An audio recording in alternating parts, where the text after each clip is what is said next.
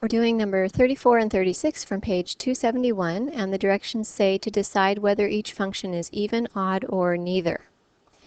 Okay, a reminder about even and odd functions. If you have even functions, then if you plug in a number, x, or its opposite, you will get the same y value. So f of x equals f of the opposite of x. Opposite x values give you the same y value.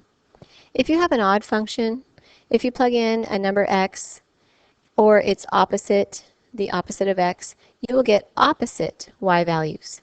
So opposite x values give you opposite y values. And if you don't get either of these two cases, then it will be neither. So the way we can test a function to see if it's even, odd, or neither is to plug in the opposite of x and simplify.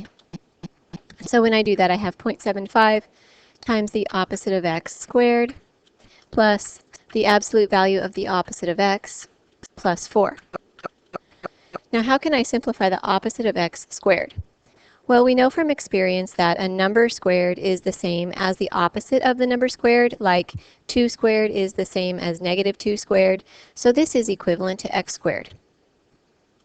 And how can we simplify the absolute value of the opposite of x? We also know from experience that a number and its opposite have the same absolute value. For example, the absolute value of 2 is the same as the absolute value of negative 2. So this is equivalent to the absolute value of x.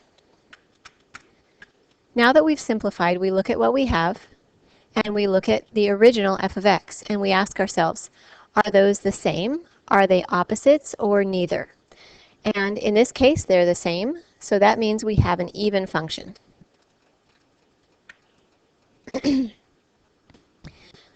Okay, let's try number 36. It's probably supposed to say equals f of x here. And so let's go ahead and plug in the opposite of x everywhere we have an x. So the opposite of x to the fourth minus 5 times the opposite of x plus 8. And we'll simplify. And we know that when we raise something to the fourth, whether it's positive or negative, we're going to end up with the same value. So the opposite of x to the fourth is equivalent to x to the fourth. However, here this is not going to change and be equivalent to x, so we're just going to multiply these. Negative 5 times negative x is plus 5x plus 8. So after simplifying, we look at what we have, we look at what we started with, and we ask ourselves, are those equal or are they opposite? They're not equal. They're not opposite, because if they were to be opposite, then every single term would be the opposite of the original terms. This would have a negative, this would have a positive, and this would have a negative. But only one of the terms is the opposite, not the whole thing. So it's not odd, it's not even, therefore it's neither. A similar strategy that some people use, which is a little more concrete, is instead of plugging in x and the opposite of x, they plug in numbers. So for example, let's take number 36. Let's try a number like, what if x was 1? What's f of 1? 1 to the fourth minus 5 times 1 plus 8.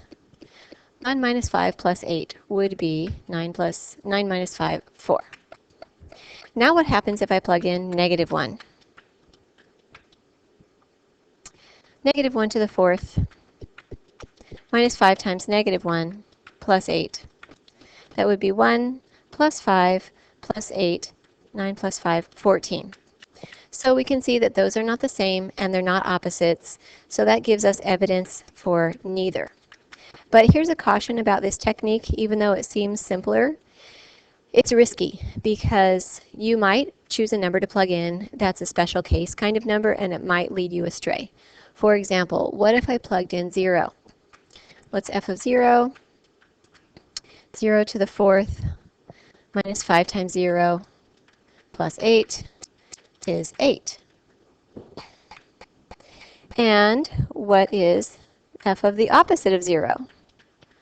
0, opposite of 0 to the fourth. Maybe this is not the best example because we don't usually write opposite of 0, but this can sometimes happen with other numbers too. Simplify that, we get 8. Look, we got 8 both times. They're the same, so a person might conclude that this is an even function, but that is not the case. So let's not go too specific. We have to be careful with that.